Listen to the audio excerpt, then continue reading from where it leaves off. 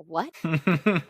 It's honestly good that that giant Heartless came and blew their island apart. Otherwise, they would have died on that raft. I also died playing the giant Heartless, and I was like, "Who is this Brooke? Who can't like you play that villain so many times in this game, which I think is like the manifestation of Sora's darkness. I think is what that villain technically is. The dark side. It's got like a, I don't know, kind of a nice body though. Of course, as most of the characters do. Missing abs. Ryan historically has wonderful abs. Emphasis on historically, because quarantine has not been good to the abs. Need a little sculpting. Okay, yeah, that feels like a pretty cohesive overview of Destiny Islands. Let's move on to the main event though, which is Traverse Town. Well, the island gets it absolutely wiped out. Yes, there's a giant ball of energy that kind of absorbs the whole island. And somehow we end up in Traverse Town, where the lost souls go. Ryan, can you hit us with the beginnings of the Traverse Town theme? Oh my gosh, I've been waiting for this. Okay. Can you count me in, please? 1, 2. 1, 2, 3, 4. Do do do do do do do do do. Yes. Do do do do do do do do do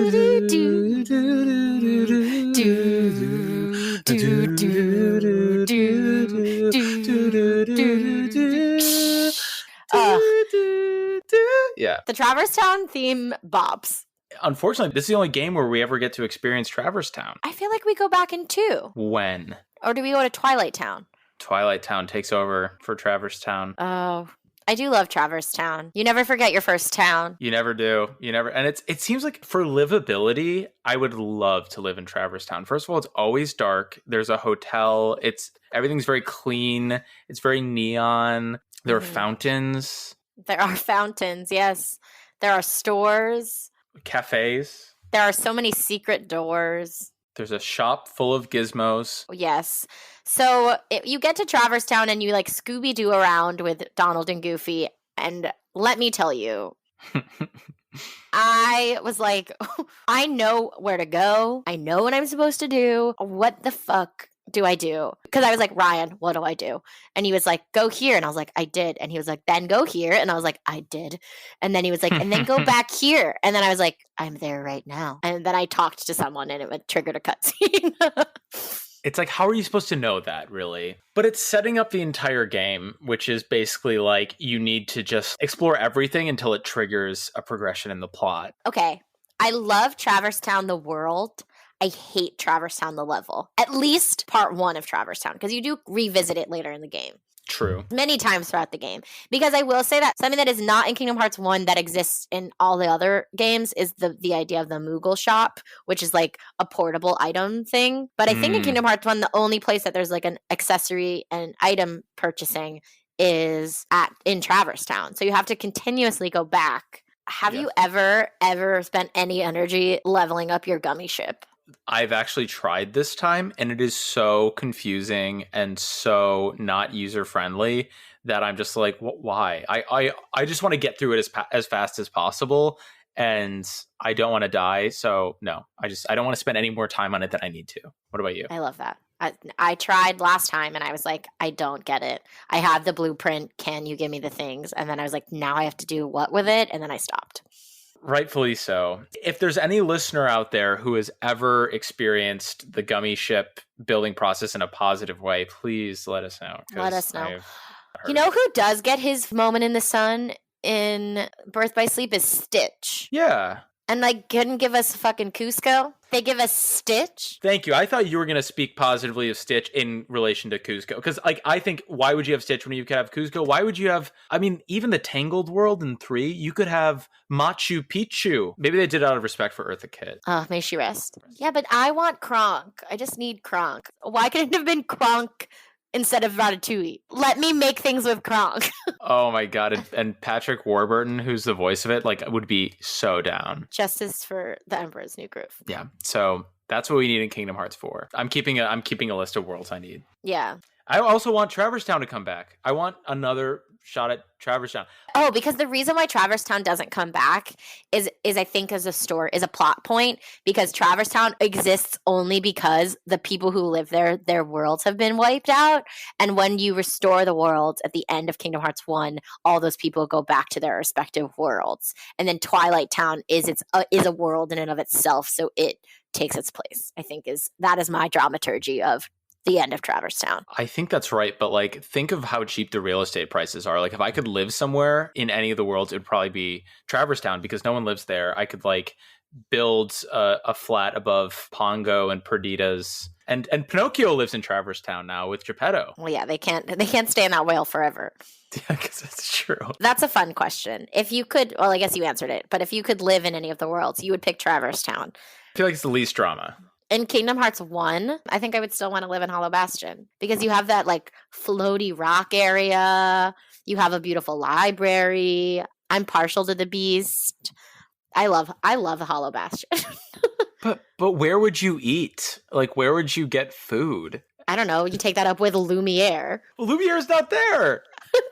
You're right. Peace Castle is its own thing, isn't it? Yeah, I mean, like, I would be so down for Hollow Bastion, but it's hollow. It was a former bastion. It was a bastion that is now hollow. What's the name of the town that actually is? That's you get to meet it. You meet it in Birth by Sleep. Radiant Garden. See, like I feel like Radiant Garden feels like a medieval town, whereas Traverse Town feels like there would be a good bar there. It feels like neighborhoody. You could raise a family and you could feel safe. Besides the Heartless. Okay. What drinks do you think that Donald and Goofy take down at the end of their day with Sora? I'm smacking this one back to you because I don't know can they drink alcohol? I don't know. I think that Donald likes like a rye Manhattan, and I think Goofy likes a pina colada. Like Goofy likes like a curved shapely cup, and I think that Donald likes a big ice cube. I just realized something in this moment. You know how like Donald has Daisy and Goofy has a son. Yeah. It's so funny because I actually in this world he doesn't talk about Max, but I just watched a Goofy movie last week on a FaceTime date. It's a good movie. And then I think the plot of an extremely goofy movie is that the Goofman starts dating, and it's problematic for Max. Yeah, I just feel like he needs to acknowledge that he has a child. This could be pre-Max. We don't know when Kingdom Hearts is. It's always. Yeah, this is a young Goof in his prime. Speaking of in the prime, I mean, like, I'm not saying I want to, like, make Kingdom Hearts smutty. I would hook up with Aladdin so fast. And be like, we can, like, stay friends. Our hearts are still connected, but we can still see other people. Yes, Kingdom Hearts is the foundation of an open relationship. Yeah, it's just friendship. Like, this isn't like a thing, but like... I've locked this world. I actually don't know if it's possible for me to come back here, but know that like you and this time and our time together was like so meaningful. But like truly, like I just think your world is sealed, and I don't, but like loved being here. Like Kingdom Hearts, Sora is the OG fuckboy. Totally. But then he'll show up and be like, hey, sorry, I forgot there was like a Trinity here that I didn't do. So like, you want to be in my like party again? And then just pick up where they left off. And then in Kingdom Hearts 2, it comes back and it's like, hey, you up? I can guarantee you. Okay, for next week, I'm going to find some fanfic to do a reading of for us. Oh my God, yes. I'll try to find a fanfic that is for each week that is appropriate for each world. That makes me very happy. What can I contribute? Well, you're our one-man band. Oh, well, that's true. Okay, well, I'll brush up on my music. Okay, so let's talk about like the Traverse Town boss. I just want to point something out about the guard armor. In Kingdom Hearts Final Mix, it's sort of like red and yellow and blue and gray, right? Sort of the color scheme. Guard armor, Sora, and the amazing Technicolor guard armor. Andrew Lloyd Webber, get on it. Yes. So I died, I'm not exaggerating, 9 or 10 times fighting the guard armor. I was so upset. I was yelling. and then I had to put it away, and I revisited it this morning. And again, as I said, I went to Sid, my daddy to daddy, and I got some protect chains. And I said, Daddy, I need a protect chain. And so I loaded up because not only is our HP low, and I grinded a little bit, so I got an HP boost as well. And then I went in and I was like, all right, hands, feet, body, let's go. And I was okay. I got curb stomped by that fucking armor so many times. That shit takes you out so in one swoop. It's like if that toe taps you, you're out. Oh, especially if you throw away the shield in the beginning. Apparently. But I learned my lesson, and I will be spending a lot of energy on defense armor. When I first played the guard armor, that was like a weak endeavor for me as like a young child. Also, the old guard armor is purple. If you don't believe me, look it up. Ask the dishes. I am going to look it up. Ask the dishes. I am going to look it up. The OG guard armor is purple. They updated a lot of colors in the final mix just to be like, look, we've been here. We've spruced things up, and I don't always agree with their choices. Kind of like it better purple, but you know. I wonder why they changed it. Makes no sense to me. But I also have to say one of my favorite cutscenes is right after you defeat the guard armor and you see all the Disney villains gathered. What an iconic, I want to be at that party. Replace me. I'm tapping in for Oogie Boogie because I don't care. But those are honestly some of my favorite villains. Mine too. They did a great job picking out powerful, intimidating villains. They're the fun ones. Like Ursula, incredible. Hades, a blast. Jafar, I just feel like Gaston fits in more with that squad than Oogie Boogie does. But again, I don't have a connection. I agree. I do feel like Gaston wouldn't be very collaborative with a bunch of villains. They all have egos. Like they're all vain. And they're all using it. Like Clayton, was Clayton even in that meeting of the minds? No, right? No. I feel like Clayton, I feel like he wouldn't fit in at that party because his designs are, kind of human and not ambitious. Like everyone else wants to like take over the universe. And Clayton just wants to kill gorillas, and Gaston just wants to be hot and marry Belle. Can you add Pocahontas to the list? Because what a fucking blast that would have been. Grandmother Willow, imagine like instead of Merlin, like Merlin could have just fucking hung out with Grandmother Willow. Put that on the list because those would be two incredible worlds. And I think there's some good villains there, right? Well, it's a similar vibe to Clayton, the white man. You're fighting the white man, which honestly, that's the video game we need right now.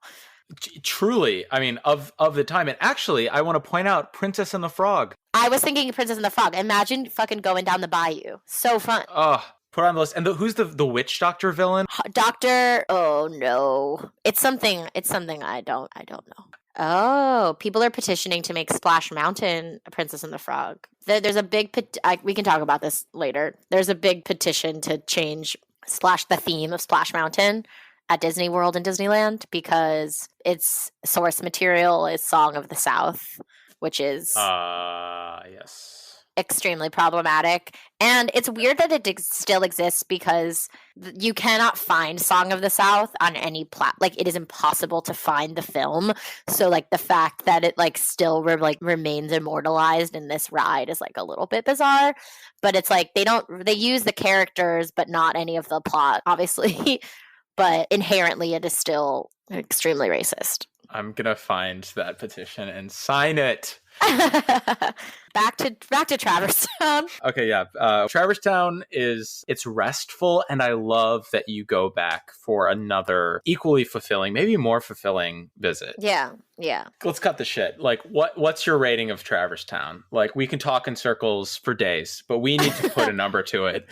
So Traverse Town 1, part 1. Yeah. You're not going to be happy with me. I'm giving it a 4. Oh. I like the world, but I'm like, where the fuck am I supposed to go? I don't know what I'm supposed to do. Why am I here? Where am I going? I think that will be a different for part 2 when you're doing other things. But yeah, it's a 4 from me, dog. Okay, that's fine. I'm gonna give it points for the adrenaline of being in a new place. This is where Disney starts to converge with the main story. Music, obviously very, very soothing. It's the best theme of the whole game. Yeah, which matters to some people. I don't know. And there's a nice hotel. I think that the boss is fun, and you get that Disney villain cutscene. So I'm gonna give it a 6. I understand that it could be more exciting, but for livability, for a place to call a home base, I think the second round is better. But like for an intro, like I'd give it a 6 as a world, and that's all things considered pretty good. All right. Honestly, that was lower than I thought you were going to give it. So that means you're being honest, and I appreciate that in a friend. Thank you. I mean, our hearts are connected, and I can only strengthen that bond by being honest about my memories. I will say I did have a really bad therapist for a time. My first therapist in LA was like really bad. Like she should be not a therapist. But one of the things she told me was that I liked Kingdom Hearts because I was like I had built up so many walls around my own heart, and she like tried to like lean into me, and I was like, I think I just like this game. Like, I don't think I'm drawn to Kingdom Hearts because I was talking about I don't know why this came up, but like, the Ansem boss at the end of this game has that like guardian, and she was like, well, what's your guardian? And I was like, no. You mean the guy that like the scary like skull strongman that flies around behind him? Yes. Yeah, that protects him. Yes. Yes. The wall's up. The wall's up. For where was what she was implying, and I was like, "Fuck you, Linda." No, Linda. Anyone who takes Kingdom Hearts to repurpose it and turn it on someone, it should have their license revoked. I agree. Well, Brooke, I think this was really illuminating, and I think we were really, really honest, unsparing, and we have a list of 3 new worlds: the Pocahontas world, the Princess and the Frog world, and the Emperor's New Groove world. I think the list is only going to grow. Yeah, I think so too. Any last thoughts about the opening of the greatest game series I've ever played from a limited the greatest this certainly is the greatest game series that I've ever played. No, I guess all I have to say is that like until next time, may our hearts stay connected. Our hearts will stay connected. Wherever we go, we'll have our hearts as one, because that's what friendship really means. Although my heart may be weak, it's not alone. It's grown with each new experience, and it's found a home with all the friends I've made. I've become part of their heart just as they've become a part of mine. And if they think of me now and then, if they don't forget me, then our hearts will be one. I don't need a weapon. My friends are my power. Wow, what a fuckboy. Well, that wraps up this week's world. Thanks for listening. Don't forget to rate, review, and subscribe. If you're looking to connect our hearts, follow us on Instagram at KingdomHearts_pod. And if you want to enter the realm of darkness that is our lives, follow us. I'm at Brooke Wiseman. And I'm at Rye Bernstein. See you next week with another Kingdom Hearts Worlds and Kingdom Hearts ratings. Kingdom Hearts. Kingdom Hearts. The podcast.